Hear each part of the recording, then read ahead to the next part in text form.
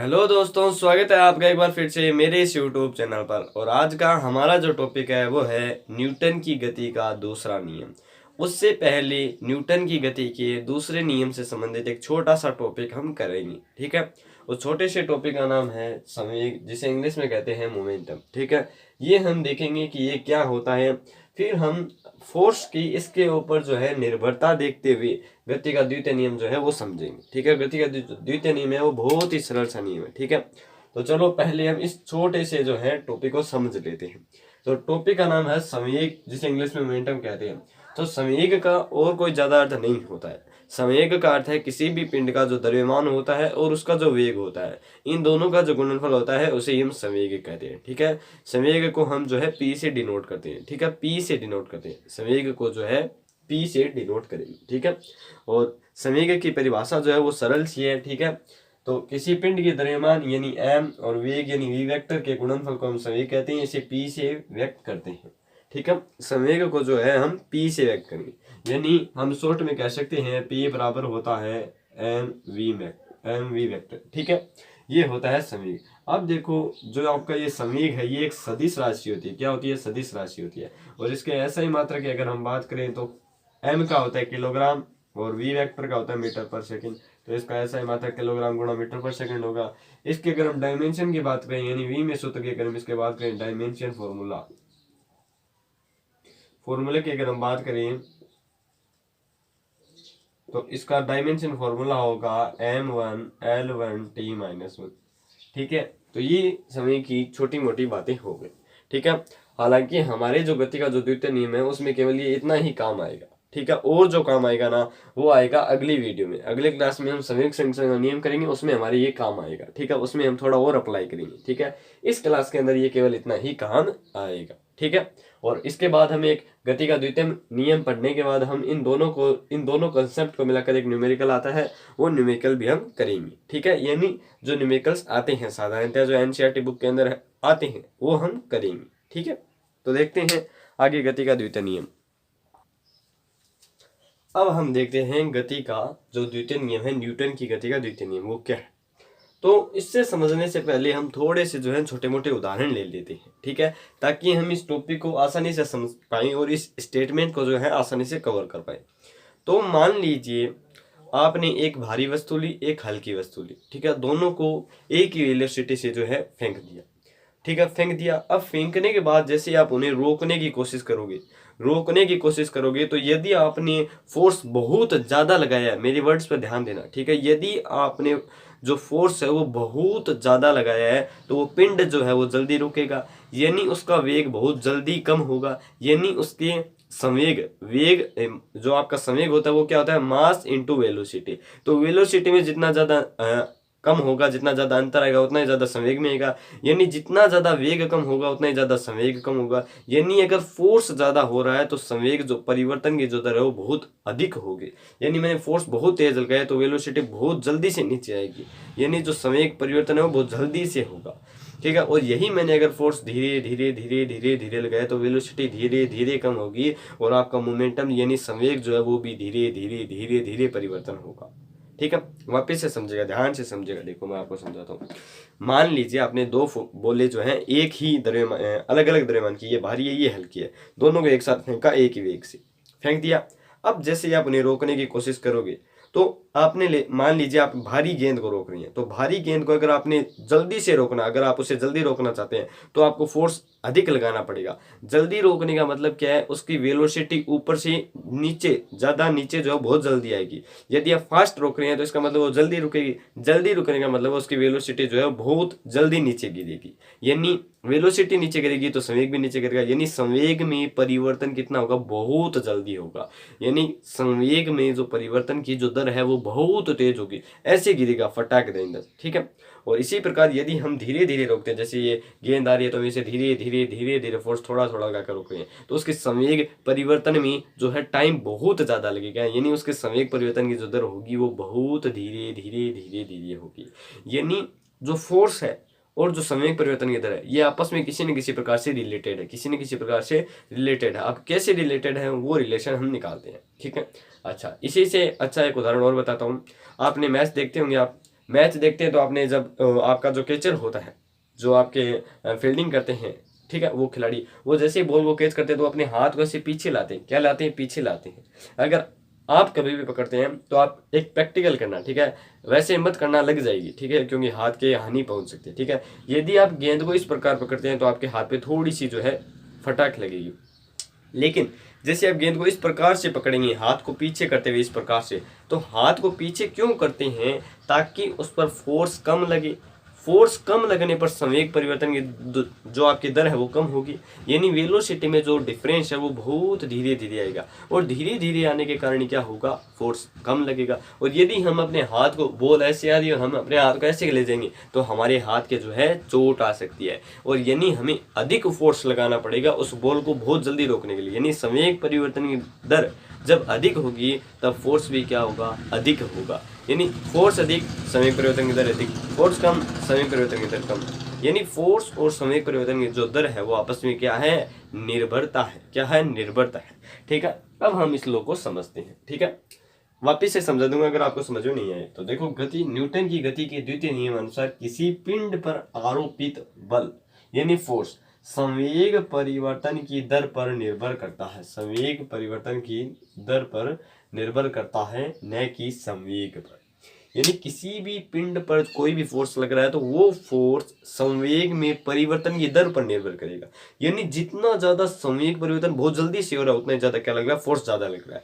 यदि मैं बॉल को, यदि मैं उस, मान लो कोई मास आ रहा है, कोई द्रव्यमान आ रहा है, तो उसको अगर मैं बहुत जल्दी रोक लेता हूँ तो उसका मतलब है मैंने बहुत अधिक फोर्स लगाया और संवेग परिवर्तन की जो दर है वो बहुत अधिक है, बहुत अधिक है। यानी टाइम कम लगा है, टाइम कम लगने के कारण वेलोसिटी में डिफरेंस बहुत जल्दी आया, यानी संवेग परिवर्तन की दर जो है वो क्या है, अधिक है।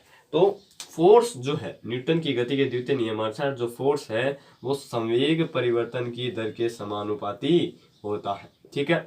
अब फिजिक्स के अंदर जो है हम हमेशा ही अल्पांश में विश्वास करते हैं, इसलिए हमने D by D T O P कर दिया, ठीक है। जब हम दर की बात करते हैं तो हम किसी भी चीज के बट्टे में टी लगाते हैं, लेकिन फिजिक्स में डी बाई डी टी करते हैं, ठीक है। ये दर को परिभाषित करता है, डी बाई डी टी जो है आपका दर को परिभाषित करता है, ठीक है।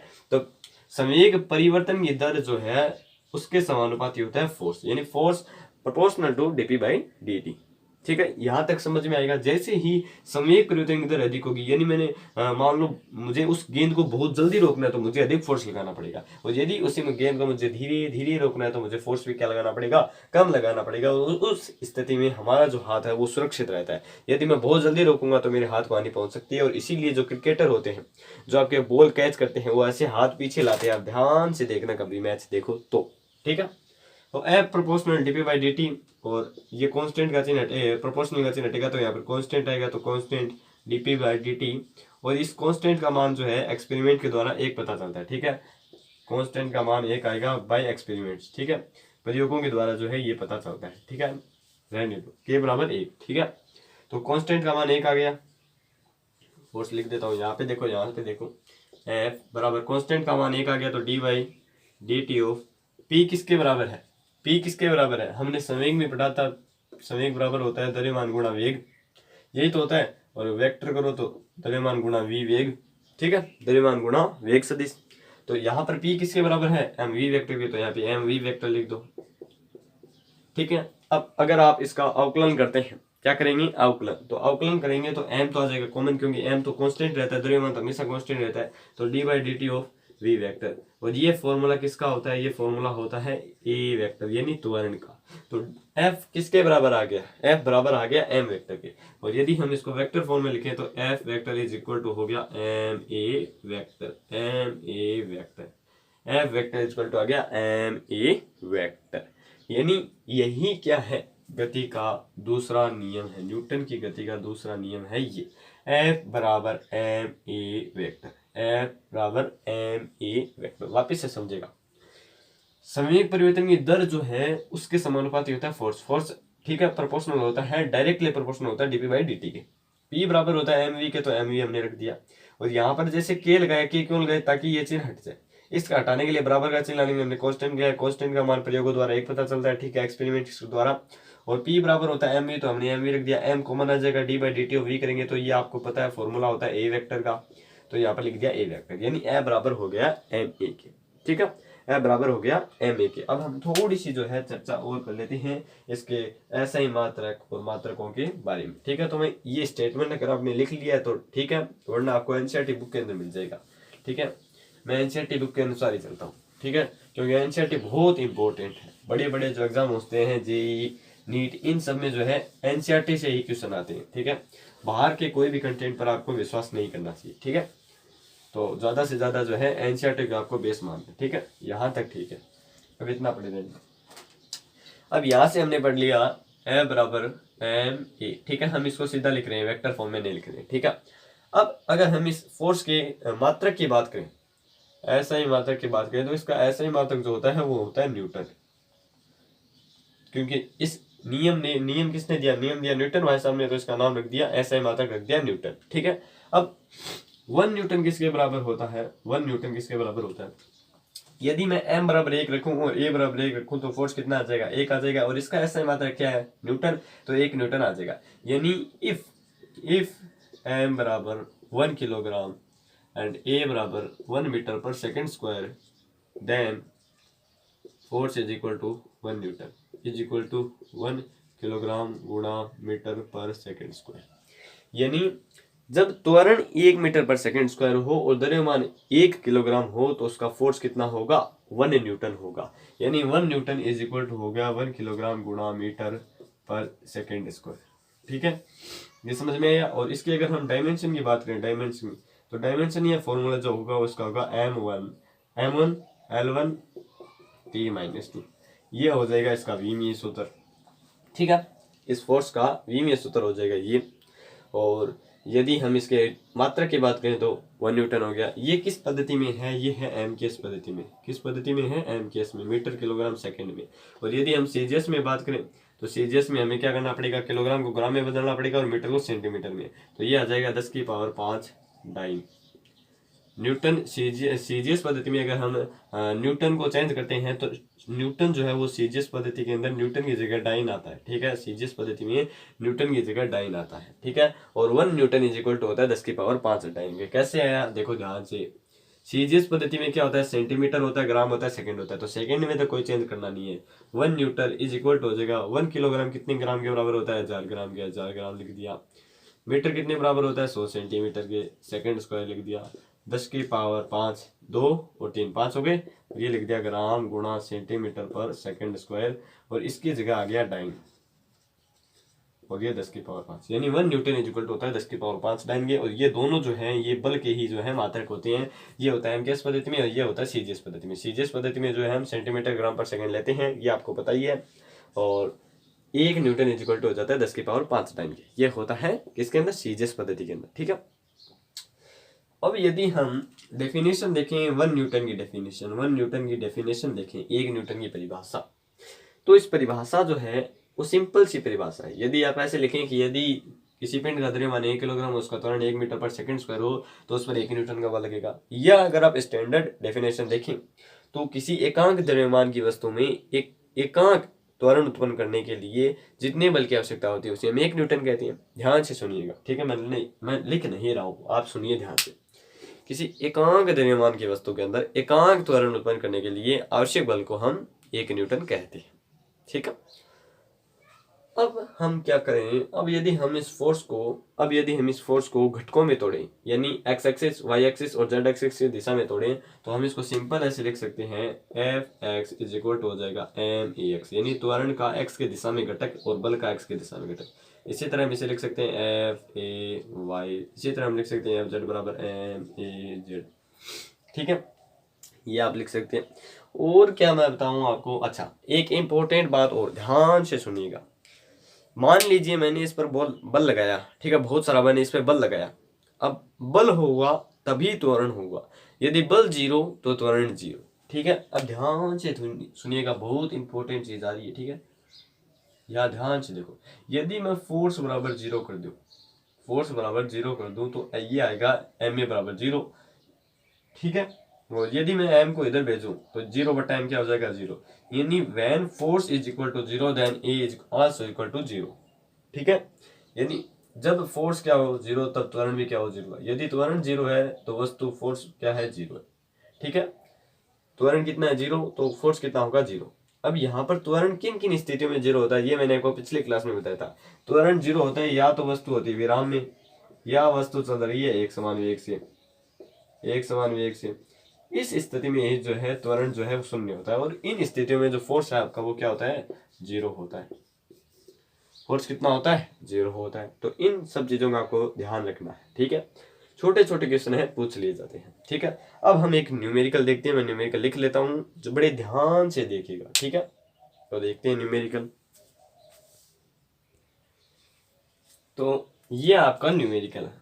अब ये न्यूमेरिकल थोड़ी है, अब ध्यान से सुनिएगा किस प्रकार से ये प्रश्न कह रहा है, ठीक है। एनसीईआरटी का क्वेश्चन है।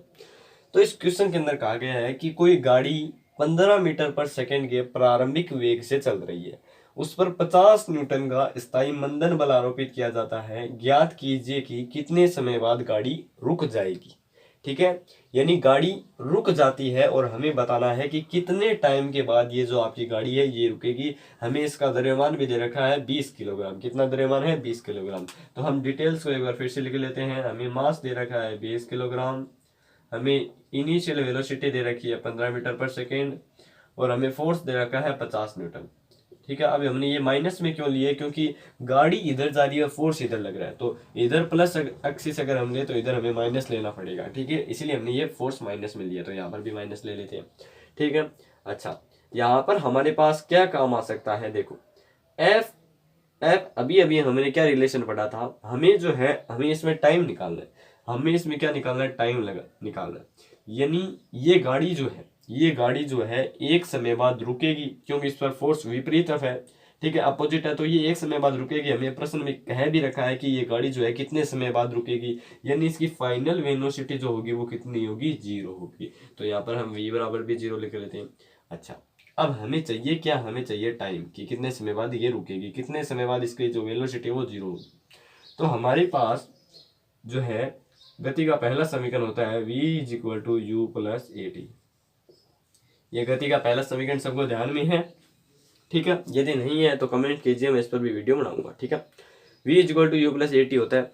हमारे पास किस किस की वैल्यू है, v की वैल्यू है, u की वैल्यू है, t की वैल्यू हमें निकालनी है, t की वैल्यू हमें निकालनी है, हमें a की वैल्यू चाहिए। तो a हम कहाँ से निकालें, तो क्या करें, देखो ध्यान से देखो। अभी हमें रिलेशन निकाला था a बराबर होता है m। हमारे पास इनमें से किसी दो की वैल्यू है, किसकी वैल्यू है, मास की वैल्यू है, और किसकी वैल्यू है, फोर्स की वैल्यू है। तो हमें निकालनी किसकी, ए की, तो ये निकल जाएगा। तो ए बराबर आ जाएगा A/m, m को इधर भेज दो। F कितना है 50 न्यूटन माइनस का, और द्रव्यमान कितना है 20, 0 से 0 कट, ए बराबर आ गया -5/2 न्यूटन की जगह आ जाएगा मीटर पर सेकेंड स्क्वायर, ठीक है। ये आ जाएगा आपका एक्सीलरेशन। अब त्वरण भी है, वेलोसिटी भी है, u भी है, चाहिए क्या t। इतना आसान क्वेश्चन है। v इज इक्वल टू था, इधर ले आए तो माइनस का हो गया, बराबर आ गया 80 के। v - u, a नीचे आएगा तो बट्टे में, और ये आ जाएगा t। तो इससे आप t निकाल सकते हैं, ठीक है। डरो मत, मैं निकाल दूँ, ठीक है। वैसे आप ट्राई कर सकते हैं, ठीक है, ट्राई कर सकते हैं। v हमारे पास कितना है, v हमारे पास है 0, तो 0 रख देंगे। u कितना है, 15 रख देंगे। a कितना है -5/2, 5/2 रख देंगे। माइनस से माइनस से कट, और 15/1 लिख लेते हैं, इसको लिख लेते हैं 5/2। ये 2 ऊपर जाएगा, 15 × 2 हो जाएगा, ये 5 नीचे गुणा होगा, 5 × 1 होगा, 5 × 5 5 3 15, t बराबर आ जाएगा 6 सेकेंड। यानी 6 सेकंड बाद जो गाड़ी है वो रुक जाएगी, और उसका पीछे वाला टायर जो है ऐसे सूं ऐसे चल गया, ऐसे हो गया, ऐसे हो जाए, कितने सेकंड बाद 6 सेकंड बाद। तो t बराबर 6 सेकंड बाद ये गाड़ी रुक जाएगी, ठीक है। बहुत ही आसान सा न्यूमेरिकल था, ठीक है। और यदि मैं आपको एक न्यूमेरिकल और दूं संवेग से संबंधित, मोमेंटम से संबंधित, तो मान लो कोई अभी, अच्छा इसी में देख लो, यदि उसका जो द्रव्यमान है वो 20 किलोग्राम है, और जो आपकी इनिशियल वेलोसिटी है वो 15 मीटर सेकेंड है, ठीक है। अब मान लीजिए उसका वेग हो गया है मान लीजिए 25 मीटर पर सेकेंड, तो उसके संवेग में परिवर्तन ज्ञात कीजिए। आपको ज्ञात करना है संवेग में परिवर्तन, यानी P2 - P1, ठीक है। ये आपकी फाइनल वेलोसिटी है, ये आपकी इनिशियल वेलोसिटी, और ये आपका मास है, ठीक है। इसी में ऐड कर दिया मैंने। अब इसमें आप संवेग परिवर्तन ज्ञात कीजिए, मैंने फॉर्मूला लिख दिया फटाफट। अब P2 - P1 आपको ज्ञात करना, ट्राई कीजिए। ठीक है, ट्राई कीजिए, वीडियो को पॉज करके ट्राई कर लेना, मैं यहाँ पर कर रहा हूँ। तो डेल्टा P2 माइनस P1 को हम लिख सकते हैं डेल्टा P। अच्छा, P2 किसके बराबर होगा, P2 किसके बराबर होगा, P2 बराबर होगा mv2 के, मास तो वही रहने, और ये किसके बराबर होगा mv1 के। अच्छा, mv2 क्या था v, अच्छा mv1 क्या था mu, तो m कॉमन ले लिया, v माइनस u हो गया। m कितना दे रखा है, m दे रखा है हमें 20। अच्छा, फाइनल वेलोसिटी कितनी है 25, इनिशियल कितनी है 15, 25 में से 15 गए 10, तो 200 किलोग्राम मीटर पर सेकेंड। ठीक है, यानी 20 गुणा 10 जो है आपका संवेग परिवर्तन हो गया, यानी 200 किलोग्राम पर मीटर सेकेंड आपके इसमें संवेग परिवर्तन हो गया। और इसमें अगर आप संवेग परिवर्तन निकालते हैं तो इसमें फाइनल वेलोसिटी कितनी है 0, तो यहाँ पर अगर आप 0 रखोगे तो ये माइनस में आएगा, 0 रखोगे तो ये आएगा m गुणा 0 माइनस 15, यानी माइनस का 300 किलोग्राम मीटर पर सेकेंड, ये आपका आ जाएगा चेंज इन मोमेंटम। ठीक है, इसमें इस क्वेश्चन में।